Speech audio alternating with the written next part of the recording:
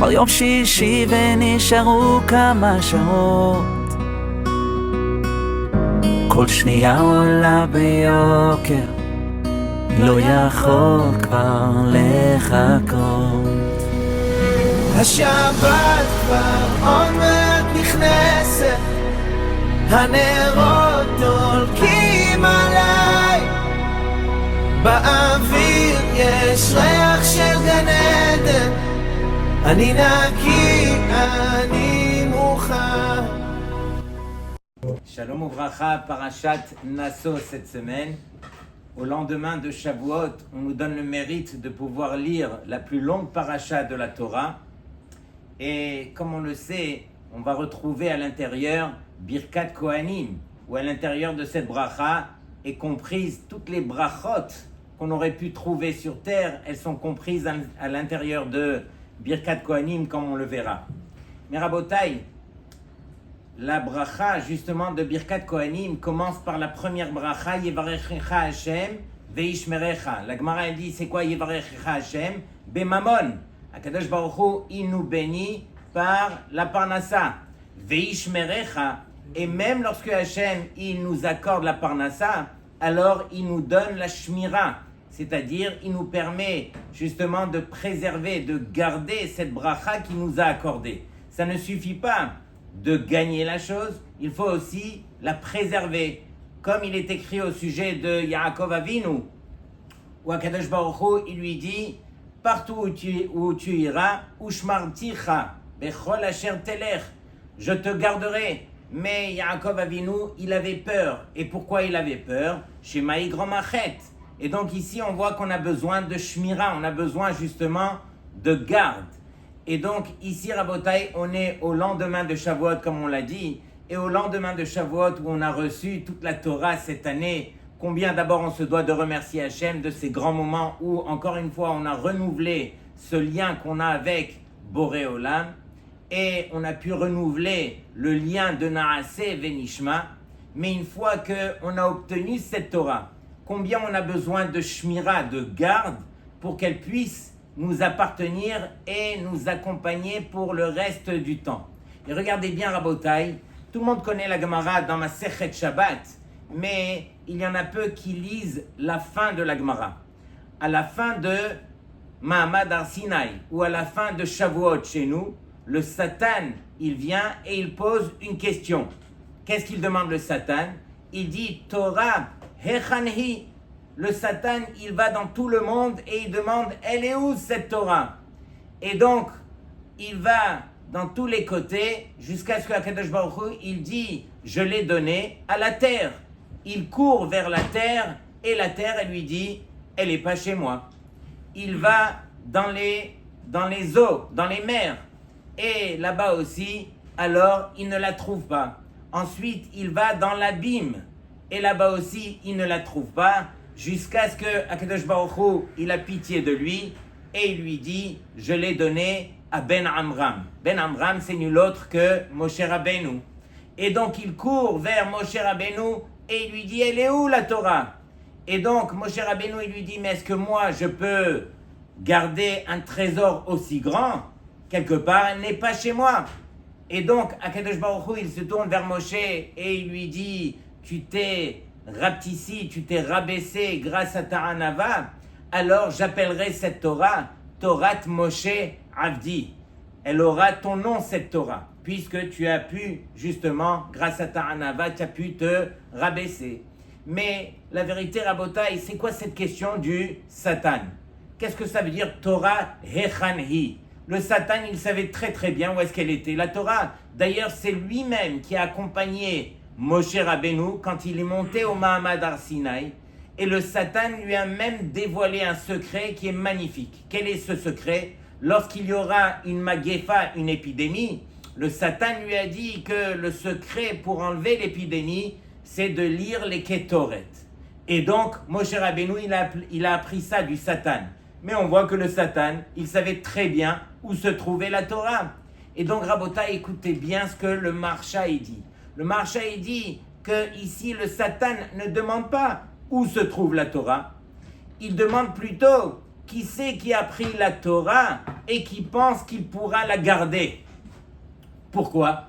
Parce qu'au lendemain de Shavuot, Rabotai, le Satan, il vient chez chacun d'entre nous et il nous dit, je vous ai vu, vous avez veillé toute la nuit, vous avez pris sur vous combien et combien de mitzvot, combien et combien de Torah, mais ne vous en faites pas, je vous attends au tournant, je vais ne serait-ce que envoyer les beaux jours, l'été, bientôt les vacances, bientôt les épreuves de toutes les couleurs, et là j'aimerais savoir qui c'est parmi vous qui est prêt réellement à garder la Torah. C'est facile de recevoir la Torah et de se donner comme il se doit pendant toute une nuit ou pendant 2 jours de Shavuot. Mais le lendemain de Shavuot, qui est-ce qu'on est? Est-ce que Béhémet, cette Torah nous appartient ou pas? Ou ça sera un peu plus compliqué? Rabotai, la réponse se trouve dans notre paracha. Il y a la paracha du Nazir. Qu'est-ce qu'il fait le Nazir? Le Nazir, il prend sur lui 3 choses. La première, il doit s'écarter de tout ce qui est vin, jus de raisin et les dérivés, les fruits eux-mêmes. Ensuite, il n'aura pas le droit de faire attention à sa personne et donc il va laisser pousser les cheveux. Troisième chose, il n'aura pas le droit non plus de s'impurifier. Et tout ça, il devra le faire au minimum pendant 30 jours. Et lui, la Torah l'appelle Kadosh. Il est considéré Kadosh. Mais Rabotai, n'importe qui d'entre nous sommes capables de faire comme ce Nazir, de prendre sur soi ne serait-ce que 30 jours, de ne pas boire du vin, de ne pas se couper les cheveux, de ne pas se rendre tamé. Et donc regardez quel est le secret du Nazir, Rabotai. Ce Nazir, lui, dans sa vie, il a vu qu'il avançait mais il trébuchait, il avait des difficultés. Et donc lui-même, il s'est infligé des barrières pour essayer de s'en sortir. Il s'est dit, de moi-même, si je continue comme ça, je n'y arriverai pas. Je me mets des barrières pour me montrer que j'ai des limites et que éventuellement, grâce à ces barrières, je pourrais encore mieux respecter la voie d'Hachem. De même, nous aussi, Rabotai. Le Satan vient nous voir le lendemain de Shavuot pour demander, mais qui c'est qui s'imagine qui pourra garder la Torah? Qu'est-ce qu'on dit au Satan à ce moment-là? Alors, Satan vient voir les barrières qu'on s'est tracées, justement pour que cette Torah, elle puisse réellement rester à l'intérieur de nous. Donc Rabotai, c'est le message au lendemain de Shavuot.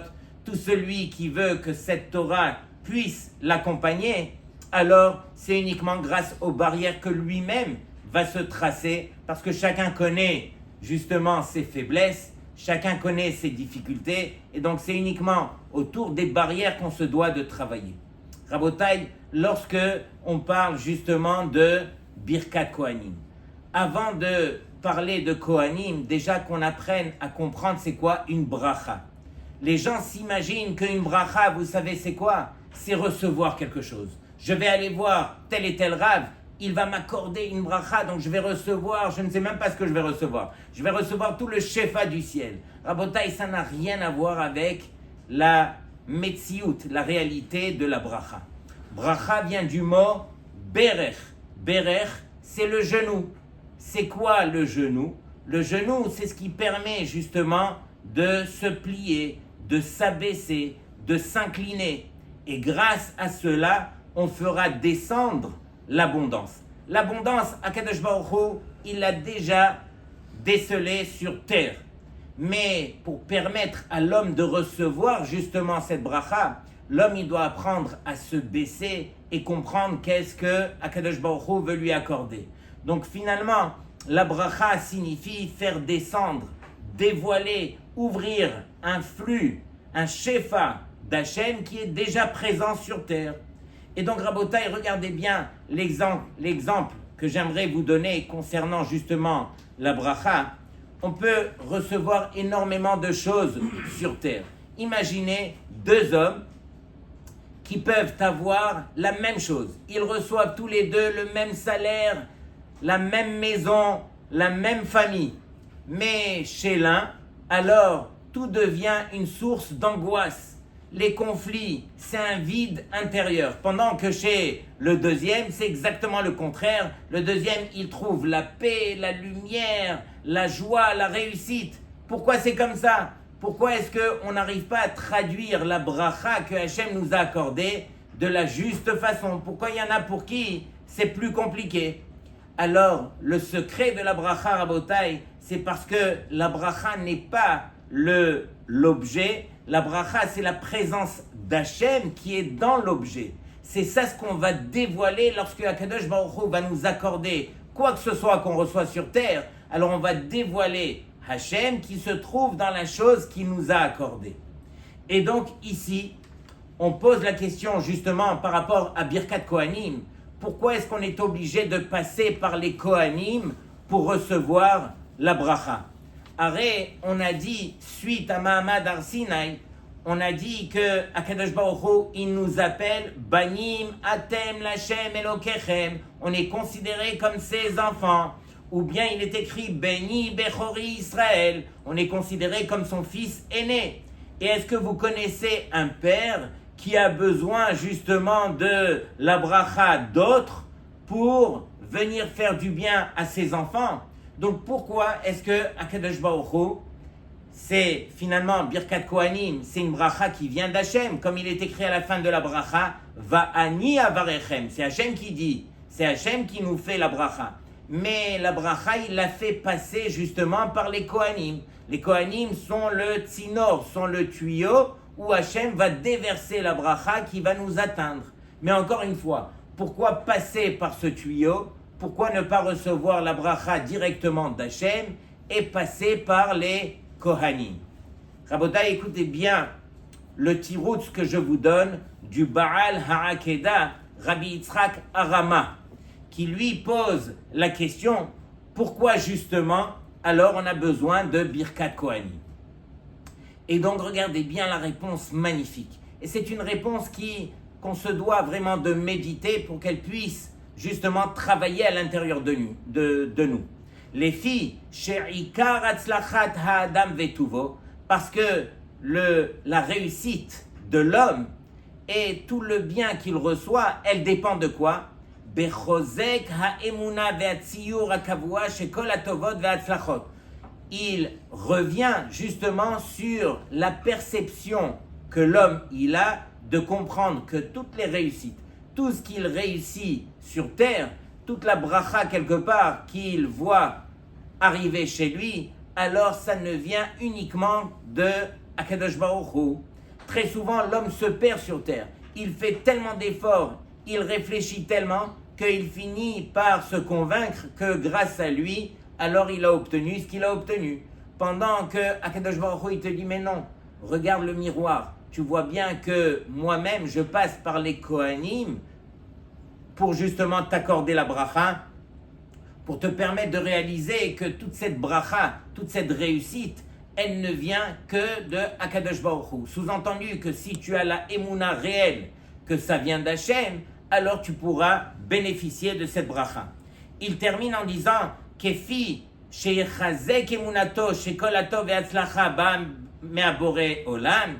Il dit de la même façon que l'homme va se renforcer à réaliser profondément que toute la tzlacha, toute la réussite, elle vient d'Hachem, alors c'est la raison pour laquelle la reine Akadosh Baruch Hu mevakesh me'a Kohanim. C'est pourquoi Hachem, il demande des Kohanim she'al yedeh she'iyu shlichim nechazek et emunatenu, par le fait que eux vont être les envoyés d'Hachem pour renforcer notre émouna, que réellement tout vient d'Hachem.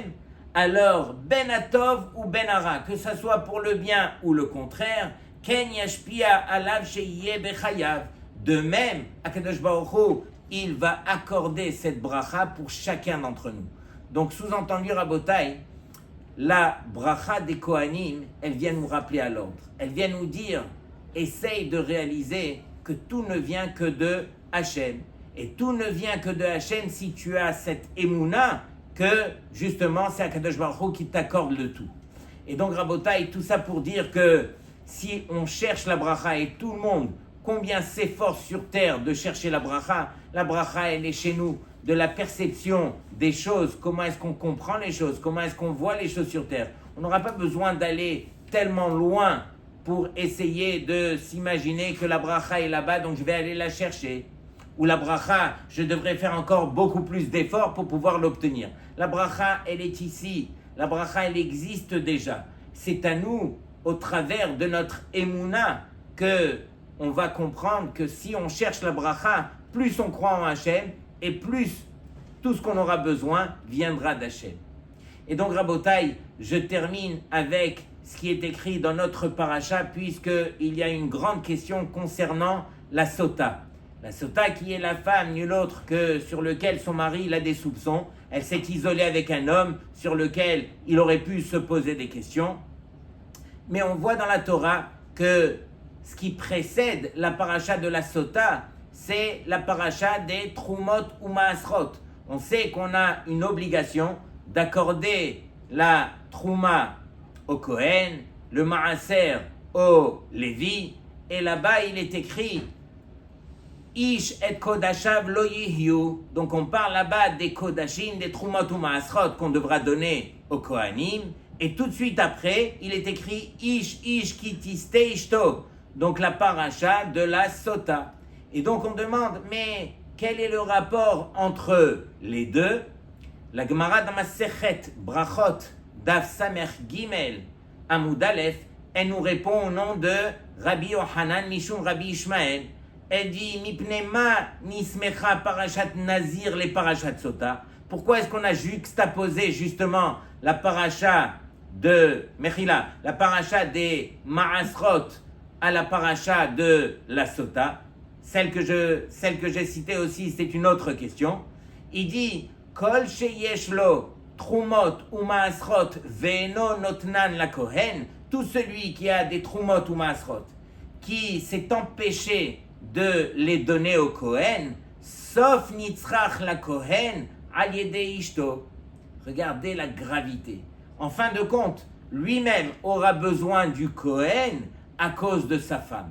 Sous-entendu, tu n'as pas pu supporter le Kohen, alors malheureusement, tu seras obligé d'aller voir le Kohen parce que tu as eu un problème avec ta femme. Mais Rabotai, quel est le rapport? Si la Gemara ne l'avait pas dit, on aurait pensé que ici on parle d'un Midrash Plia, une histoire incompréhensible. Et donc ici, Rabotai, il faut réaliser que Akadosh Baruch Hu, il a accordé dans le clan d'Israël, il a accordé, on va dire, une partie du peuple qui doivent se donner Kulo Kodesh uniquement dans la Torah, dans le Limud Torah, dans tout ce qui est Kvod Hashem. Et on a besoin justement de cette partie pour que cette Torah elle puisse continuer. Et donc ici, quelqu'un qui ne donne pas le Maaser, qui ne donne pas la Trouma au Kohanim, au Léviim, qu'est-ce qu'il montre? Il montre qu'il se détache justement de cette élite quelque part, et il ne veut pas faire partie justement de ceux qui ont compris que pour préserver la Torah, on a besoin justement d'être entier avec Hachem.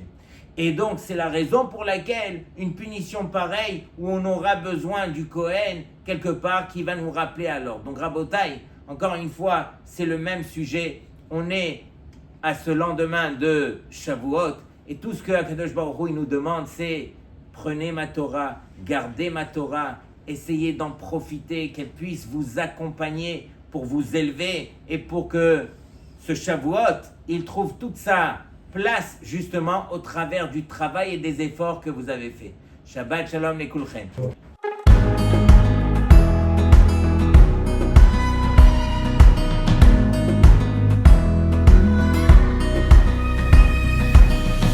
אני עובד כל השבוע, הראש מלא במחשבות, אני עייף ולא רגוע, והימים רודפים לילות. ברוך השם אני בסדר, אבל קשה שלא לדאוג. אני אומר תפילות בסתר, יש לי בלב תקוות גדולות. מה קרה לי? כבר יום שישי ונשארו כמה שעות, כל שנייה עולה ביוקר, לא יכול כבר לחכות. השבת כבר עוד מעט נכנסת, הנרות דולקים עליי, באוויר יש ריח של גן עדן, אני נקי, אני מוכן.